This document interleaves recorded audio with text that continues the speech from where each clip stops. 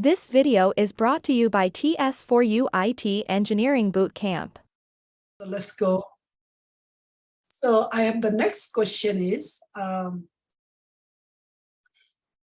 so are you familiar with the a node affinity, pod affinity, and the taint tolerance? Yeah, I have a little bit knowledge about it. So can you please explain where have you used it or what are these? So node affinity ensures pods are scheduled on nodes with specific labels. Pod affinity directs pod to co-locate on nodes with pods of certain labels. And taint tolerance allows pod to tolerate node taints, ensuring scheduling.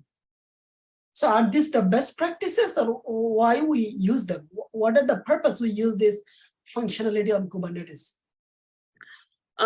We use this, of course, to use our resources the most we can, and also like getting the best results. Got it. Okay. Understood.